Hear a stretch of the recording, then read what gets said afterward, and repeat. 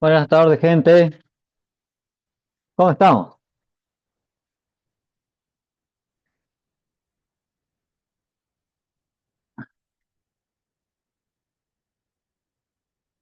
Bueno, buenas tardes, mi estimado Bruno. Bueno, antes de arrancar, ¿alguna duda, pregunta, alguna consulta?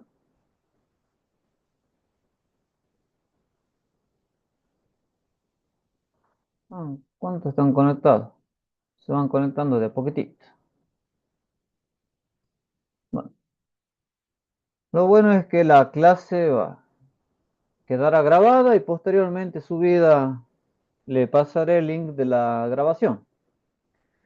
En la clase de hoy veremos lo que son los fenómenos cadavéricos, es decir, cuáles son las fases y los síntomas y aquellos indicios que se van presentando en un cuerpo al pasar las horas y cuáles son las variables que pueden llegar a influir en lo que es la descomposición cadavérica o estos fenómenos cadavéricos que se van a presentar en una persona que ya no presenta signos vitales.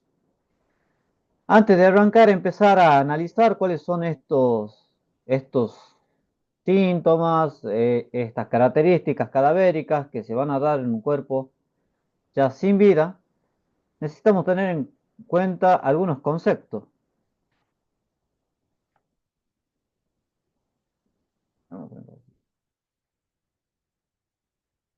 Ahí. Tenemos que saber qué es lo que estudia la muerte.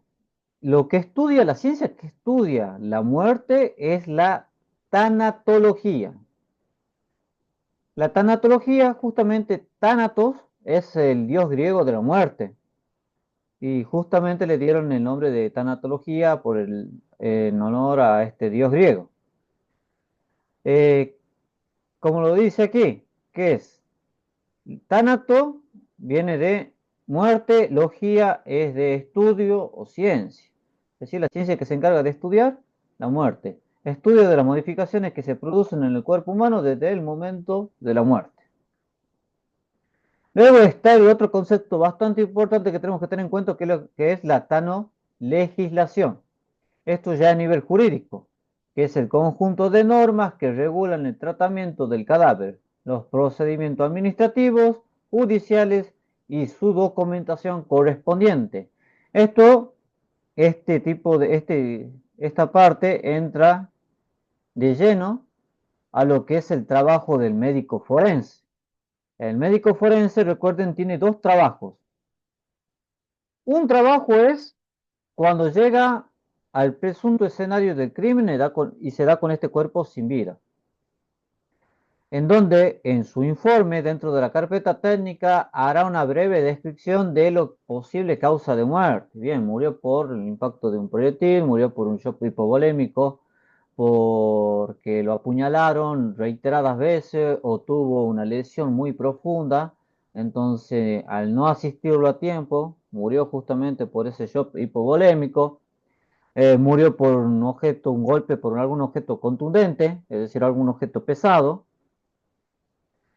Entonces, justamente ahí el médico forense va a dar una estimación de cuál pudo haber sido la causante de la muerte. Solamente es una estimación, no da ningún tipo de certeza. Pero ya en la morgue tendrá un análisis más preciso de lo que es la causante de la muerte, qué fue lo que se produjo o qué fue lo que le produjo el deceso de vida de ese individuo. Sí, realmente ahí se analiza en profundidad lo que son los daños de los órganos, se analiza lo que es el estado de conservación de la masa encefálica, del corazón, de los riñones. También van a empezar a analizar conceptos muy importantes que lo que vamos a ver ahora y van a registrar por medio de lo que es el rigor mortis, el rigor mortis y lo que es la putrefacción cadavérica. Ahora bien, entonces, ya sabemos qué es lo que es la ciencia que estudia la muerte, la tanatología. Y la tanolegislación es la documentación justamente de la cronología de cuánto tiempo lleva ese cuerpo sin vida. Y para esto, bueno, va a utilizar varias ciencias como auxiliares para tratar de determinar cuánto tiempo lleva un cuerpo sin vida. Principales ciencias que va a utilizar, lo que es la medicina forense y lo que es la entomología. Ustedes recuerdan que la entomología es la ciencia que se encarga de estudiar los diferentes tipos de insectos que invaden a un cuerpo luego de que éste pierda la vida, como la mosca azul, hormigas, y si están en algún ambiente, en un área abierta, pueden participar algún tipo de hongos que van a invadir a este cuerpo. Ahora bien,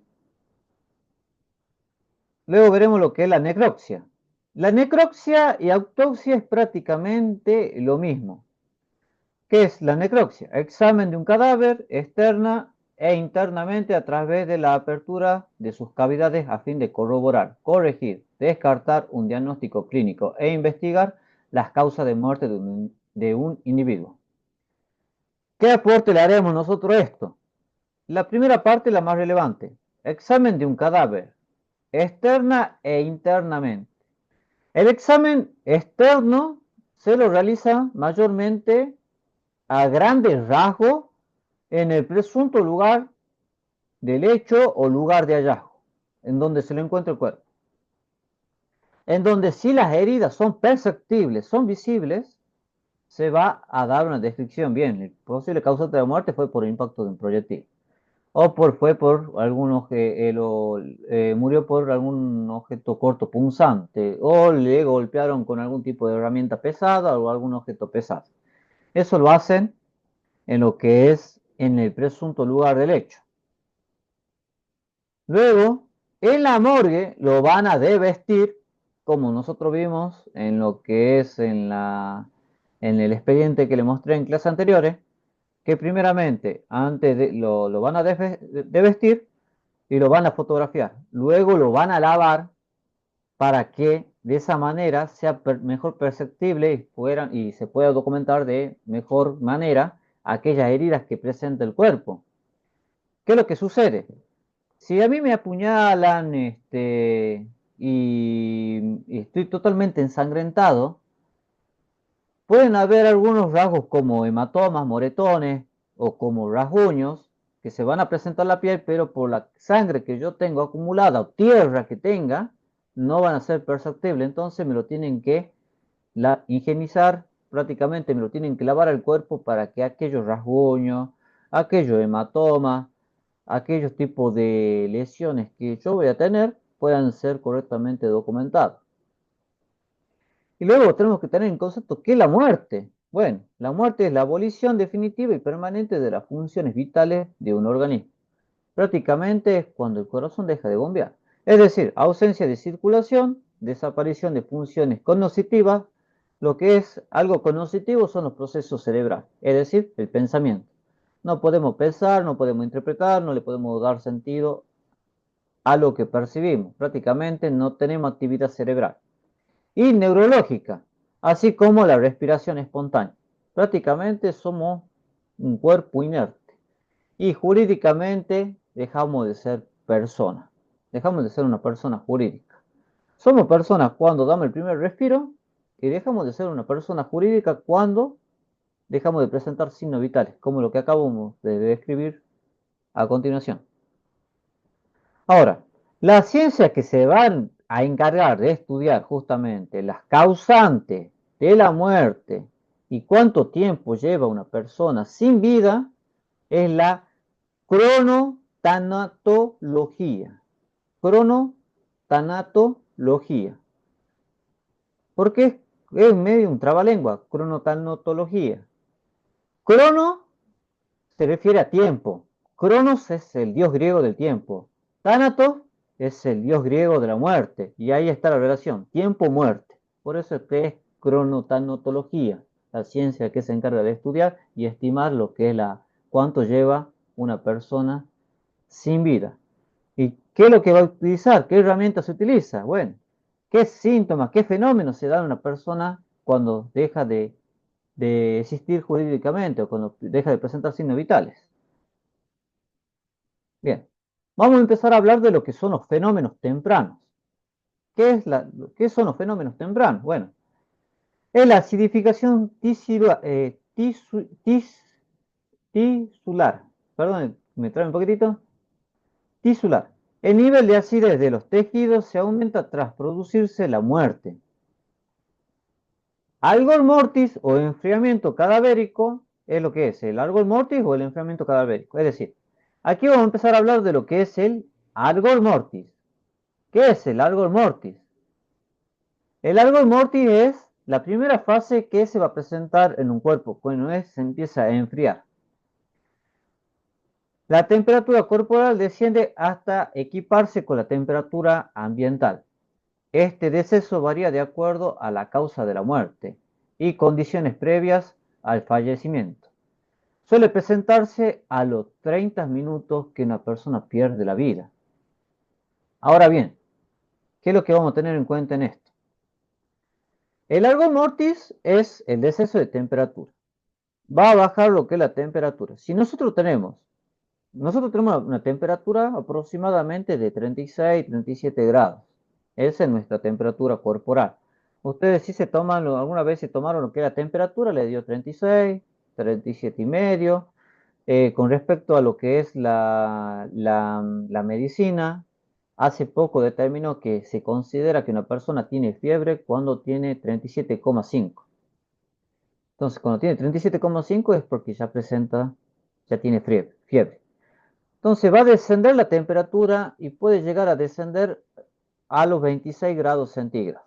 Desciende hasta esa temperatura, hasta los 26. Es decir que con un termómetro, a la persona se le pone un termómetro, podemos estimar en ese momento, saber cuánto lleva ya sin vida. Es decir, podemos dar pequeñas estimaciones. Pasaron los 30 minutos, ya pasaron los 30 minutos porque esto se da luego de los 30 minutos. Llegamos al lugar del hecho, bien.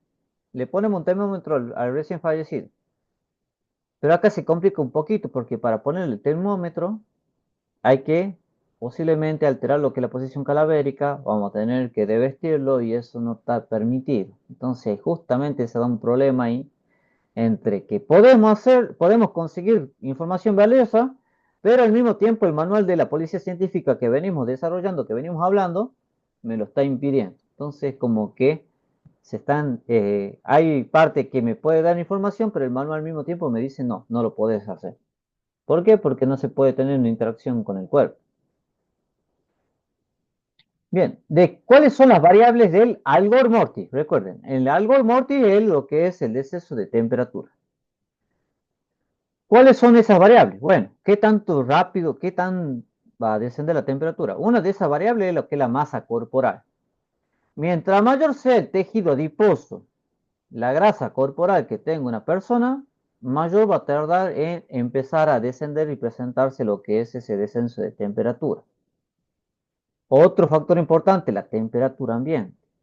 Ustedes vieron que el verano tucumano aquí puede llegar a lo que es la sensación, no hay que tener en cuenta lo que es la sensación térmica, sino lo que es la temperatura. Puede llegar aquí a lo que es 41, 42 en los días de verano furioso, 41, 42 grados. Entonces, al presentarse una gran temperatura, eso va a retardar lo que es el enfriamiento del cuerpo, entonces esa puede ser lo que es una variable.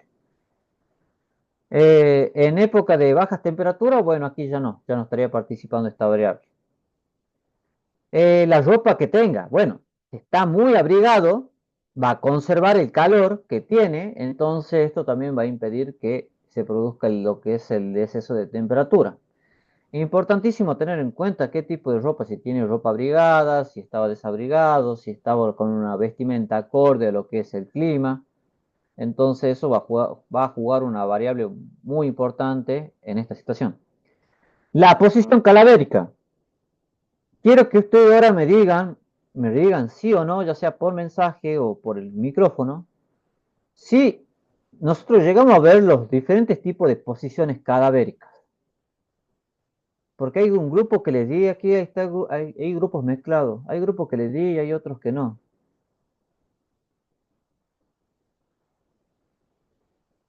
Lo que es decúbito Sí, dorsal, profe. decúbito. Sí, ¿Sí? profe, sí tuvimos las posiciones cadavéricas. Sí, Sí, todo. Bien, ahí entonces, ahí está.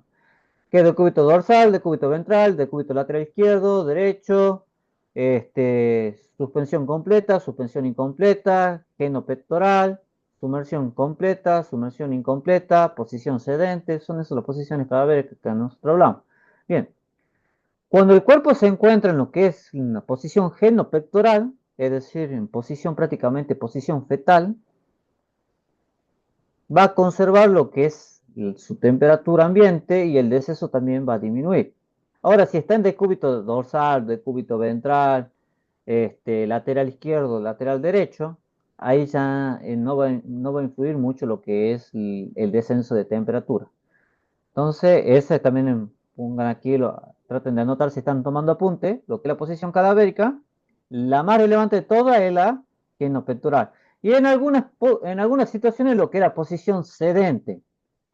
Si está apoyado sobre una pared y esa pared tiene una cierta temperatura o está depositado en una heladera, ustedes vieron que la heladera, hay algunas heladeras que las parrillas que mantienen el motor, que lo hace funcionar la heladera, están por el costado y no están en la parte de atrás.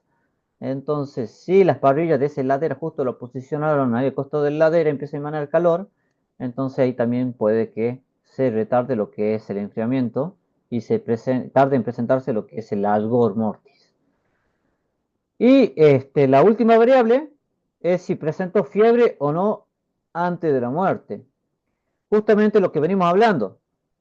La fiebre, ¿qué es la fiebre? Es el estado dinámico de las células. Nosotros tenemos fiebre, ¿por qué? Porque nuestro organismo está combatiendo las bacterias. Entonces eso va a producir un gran movimiento celular.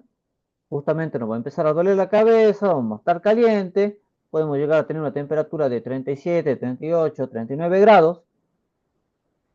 Y entonces, al tener mayor temperatura, nosotros perdemos la vida y eso, hasta que se produzca ese enfriamiento celular, hasta que se empiece a desacelerar ese movimiento o actividad celular, puede retardar también lo que es el algol mortis. Estas son las variables que van a influir en lo que es el enfriamiento que se va a presentar en una persona. Entonces, cuando llegan ustedes, quizás sintieron el comentario, ¿no? Cuando nosotros llegamos ya estaba frío el cuerpo, estaba helado, estaba ya congelado. Bueno, es importante tenerlo en cuenta de que eso se suele dar entre los 30 minutos aproximadamente y va a perdurar lo que es el transcurso que empieza a presentarse lo que son los demás síntomas. Ustedes siempre que tengan una preguntita, vayan diciéndome y lo vamos viendo. Mejor a mí me gusta más cuando me interrumpen, mejor todavía si lo hacemos un poquito más dinámico. Bueno, el otro concepto bastante importante. En términos generales, el cuerpo pierde 2 grados centígrados luego del deceso en la primera hora. Vamos a poner, yo pierdo la vida ahora, ¿qué hora es? Vamos a poner 4:50. Yo pierdo la vida ahora. Vamos a poner 5 para que sea un poquito más fácil. Pierdo ya la vida, me agarro un paro cardíaco, pierdo la vida. A las 6 de la tarde yo tengo 36,5 grados centígrados ahora lo que es mi temperatura corporal. A las 6 de la tarde voy a tener 34 y moneda. Por ahí, 34 y moneda. Entonces, ya con eso, ¿qué es lo que puede hacer la policía científica? Dadas las posibilidades de que se pueda utilizar el termómetro tiene que estar en lo que es en la parte de lo que es la sila. No se puede interactuar, pero en el caso de que esto pueda hacerse, se puede conseguir muchísima información valiosa y tener un mayor estimado de cuánto lleva esa persona sin vida. Entonces se le pone un termómetro, ¿cuánta temperatura tiene? 34. Ajá, entonces ya lleva una hora sin vida. Luego pierde 1 grado centígrado por hora de manera constante hasta las 12 horas. Es decir que a las 7 de la tarde yo voy a tener en mi cuerpo 33 grados aproximadamente. Vamos a ponerle, lo vamos a redondear, 33 grados. A las 8 voy a tener 32. A las 9 voy a tener 31. A las 10 de la noche voy a tener 30. Es decir, voy a empezar a bajar lo que es un grado centígrado cada hora. Profe, pero eso se hace sí o sí dependiendo del calor en el que estemos, o eso ya no cuenta dependiendo del calor, porque yo creo que si estamos en un lugar frío, la Sí, temperatura va a soler bajar un poco más rápido, ¿verdad? sí, claro, porque mire, justamente la variable, la temperatura ambiente, influye. Bien, entonces no es fijo la No, variante esa que usted nos está enseñando. Ah, bien. claro, no es fijo, no, no, no, no, no. Por eso mismo. Antes de entrar, por eso primero puse la variable para luego decir cuánto es, se da de manera Más o progresiva. menos. Ah, Claro, bien. porque no podemos dar algo, lo que es la rigidez. Incluso hay más variables. Si la persona es diabética o si está pasando por una fase terminal, o si también lo que es la actividad física de esa persona, si una persona energética que realiza algún deporte, son otras variables que influyen. Pero mire, incluso trate de achicarlo más para que no sea lo menos confuso posible. Trate de comprimirlo lo más que se pudo. Por eso siempre tienen que tener en cuenta todas las variables para dar una estimación y recuerden, esto son estimaciones. Siempre el médico forense va a dar una estimación y un aproximado del deceso de esa persona.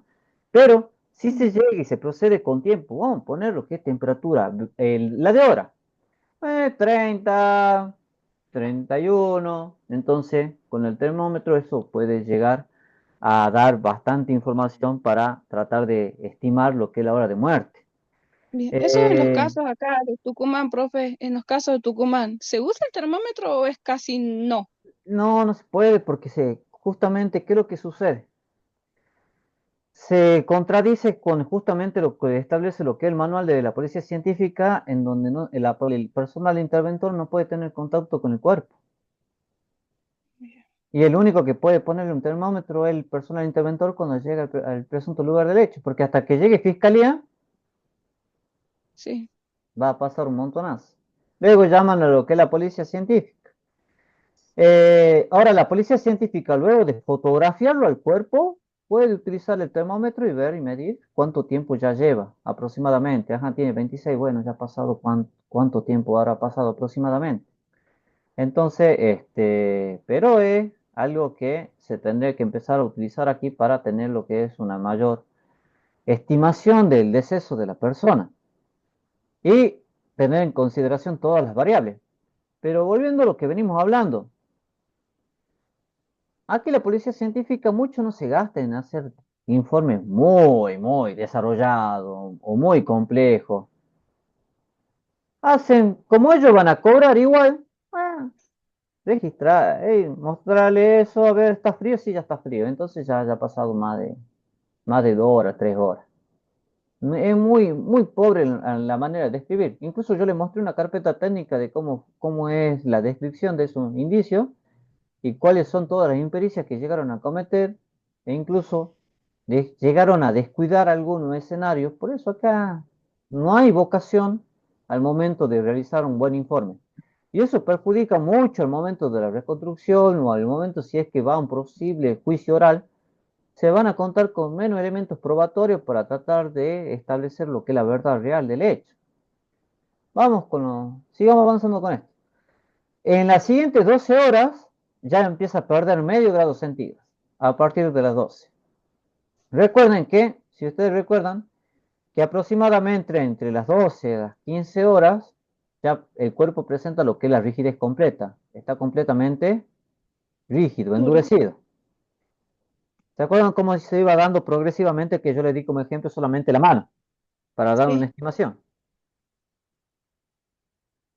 Bien, luego de esto la temperatura del cuerpo vuelve a subir hasta igualarse a la del medio ambiente. Es decir, que si hace 36 grados, el cuerpo va a tomar lo que son los 36 grados. Es decir, que este fenómeno se da pasado las 24 horas. Luego de las 24 horas, el cuerpo ya empieza a tomar lo que es la temperatura ambiente. Si hace 36 grados, bueno, el cuerpo va a tomar 36 grados. Si hace 15 grados, el cuerpo tendrá 15 grados. Entonces todo va a depender de lo que es la temperatura ambiente y la temperatura que va a tomar el cuerpo luego del deceso. En la morgue suelen ser lugares bastante frescos en donde se ingresa muy poco calor, hay poca ventilación, entonces suelen ser lugares helados y el cuerpo si está en la morgue, bueno, va a estar, digamos, bastante fresco. Bueno, y el último, posteriormente inicia el proceso de lo que es la descomposición cadavérica. Luego de lo que es pasado ya lo que es la descomposición cadavérica se va a presentar a las 36 horas, luego del deceso. Entonces, ya llegadas las 36 horas, ya empieza lo que es la descomposición. Entonces, teniendo esto en cuenta, lo que tenemos que tener en cuenta lo que es el rigor mortis, lo que venimos, perdón, lo que es el algor mortis. El algor mortis se refiere a lo que es el deceso de temperatura cuando ya pierde la vida. También se van a presentar algunos fenómenos, como los siguientes. Lo que es la deshidratación cadavérica, que es un fenómeno que se produce cuando un cuerpo inerte pierde líquido por evaporación. Es decir, básicamente se va deshidratando. Este proceso es constante y explica la pérdida de peso del cuerpo. Este fenómeno se da a las 5 horas post-morte, es decir, a las 5 horas que yo pierdo la vida, se va a empezar a presentar estos signos de deshidratación. Ahora bien, con respecto al ojo, ¿qué síntomas se suelen presentar? ¿Qué fenómenos se suelen presentar? Bueno, se van a presentar dos signos en particular. Hay un signo que se denomina el de Steno-Lewis, que es que lo que es la pupila se va poniendo un color, un gris raro, como si fuera un color humo, porque no es una tonalidad constante, es un gris medio blanco, que es como un color humo, por así, para relacionarlo de alguna manera. Por eso Pero es que en las películas los especialistas le abren los ojos. ujú, para ver si, pero aquí termino este concepto y le explico qué es lo que se suele dar. Bien. ¿Qué es lo que dice esto? Lo que el signo de Esteno Luis se manifiesta a los 45 minutos aproximadamente, pero ¿cuándo se va a presentar? Si murió con los ojos abiertos, y si los ojos siguen abiertos, al cabo de los 45 minutos se va a empezar a presentar esta tonalidad de que es un color humo, lo que es esta tonalidad que es el signo de Esteno Luis. Con los ojos cerrados puede tardar hasta 24 horas, es decir, que si yo pierdo la vida con los ojos abiertos, a los 45 minutos ya se me da este signo, el de Esteno Luis. Si yo pierdo la vida con los ojos cerrados, a las 24 horas recién se me va a presentar este fenómeno. Ahora sí, mi estimada Mariana, dígame qué es lo que me iba a consultar. ¿Qué No, le no, no, da? era sobre los ojos, porque vi en las películas que los investigadores, los que no le cierran, por supuesto, le abren la vista y de ahí determinan también el tiempo. No, en realidad lo hacen para ver si presenta signos vitales, porque al momento de iluminarle lo que es la pupila, se va, se va a dilatar, se va a achicar, Mm. Sí, y si vemos que la pupila no tiene ningún tipo de movimiento, no se expande ni se contrae, quiere decir que, bueno, ya la persona se encuentra sin vida. Por eso es que la alumbran, ah, digamos, bien, para ver, digamos, si la pupila se dilata o se contrae. En realidad se tendría bien, que gracias. contraer. Bueno, entonces, ahora, el otro fenómeno que se da en el ojo por el efecto de deshidratación, porque justamente al morir con el ojo abierto, la deshidratación se va a acelerar en gran medida y ahí se da lo que es el efecto de Steno Lewis. En lo que es el signo de Sommer-Lancher, aparece entre las 3 a las 5 horas después de la muerte. Esta parte central de lo que es el glóbulo ocular se conoce como la parte ecuatorial del glóbulo ocular. Es un signo de irritación que se presenta aquí en el centro. Es decir, que podemos estimar también, cuando llegue el personal interventor al presunto lugar del hecho y lo ve el cuerpo, al momento de tratar de corroborar si presenta o no signos vitales, le abren los ojos y si ya presenta lo que es esta irritación en lo que es la zona ecuatorial, dicho en otras palabras, un poquito más técnicos, si se presenta lo que es el signo de Summer Launcher, que es la hidratación que se va a presentar en lo que es la zona ecuatorial, y bueno, ya podemos dar que lleva entre 3 a 5 horas sin vida. Es decir, que el cuerpo habla, habla diciendo, a mí me asesinaron en determinado tiempo o a una determinada hora. Pero esta información solamente puede ser registrada por el personal interventor. Al momento, justamente el personal interventor tiene que estar capacitado para llegar y poder registrar este tipo de síntomas y anomalías que presenta el cuerpo. Todavía seguimos todo con lo que es el algor mortis. Ahora vamos a empezar a desarrollar lo que es el livor mortis, que es la lividez cadavérica. ¿A qué se refiere? Veamos el concepto. La lividez post-mortem es uno de los signos reconocibles de muerte y que se caracteriza por la coloración rojiza amoratada, es decir, una combinación entre un rosa y un morado claro de las partes declive del cuerpo, debido a una acumulación de la sangre en esa zona. ¿A qué quiere decir esto? Y esto es muy importante con lo que son las posiciones calavéricas. Si yo pierdo la vida y quedé boca abajo, y llevé bastante tiempo boca abajo y dan con mi cuerpo, la parte frontal de mi cuerpo se va a empezar a acumular la mayor cantidad de sangre y mi piel empieza a presentar lo que es una semipermeabilidad o una permeabilidad completa, haciendo que estos glóbulos sanguíneos, la sangre, empiece a perforar esta capa y empiece a presentarse esas tonalidades rojizas tirando a un amoratado, un morado claro. Este fenómeno comienza a ser visible entre los 20 minutos a 3 horas posterior a la muerte y la sangre acumulada comienza a coagularse en los capilares entre las 3 y las 4 horas transcurridas tras el fallecimiento, apareciendo la máxima lividez entre las 6 y las 12 horas. Es decir, que si yo estuve, a mí me quitan la vida, quedé boca abajo, es decir, posición calavérica de cúbito ventral. No me movieron, no tocaron mi cuerpo para absolutamente nada. Llega el personal interventor, resguardan el lugar, viene el Ministerio Público Fiscal, luego llamará a lo que es la Policía Científica. ¿Qué es lo que hará la Policía Científica? Luego, primeramente, de fotografiar mi posición calavérica, me van a dar vuelta y cuando me den vuelta, ¿qué es lo que van a notar? Que la parte en donde yo no estoy generando una presión sobre esa superficie, ya va a empezar a presentar esa tonalidad rosa moratada. Importante, para que se dé esto, yo no tengo que tocar mi cuerpo, ninguna parte de la superficie. Por lo general, la parte del pecho va a estar con una tonalidad muy parecida a la de mi piel, pero la parte del abdomen, las partes laterales de lo que es el abdomen, algunas partes del brazo va a presentar lo que es esta tonalidad rosa moratada. ¿Cómo se distribuye? Dependerá de la posición cadavérica como venimos hablando. Si yo estoy en decúbito, si estoy en suspensión completa, suspendido en el aire, me ahorcaron, y bueno, mayormente a dónde se va a presentar este signo de lo que es el livor mortis, en las manos y en los pies. En posición de cúbito supino, las manchas serán de localización dorsal, es decir, si yo estoy boca arriba.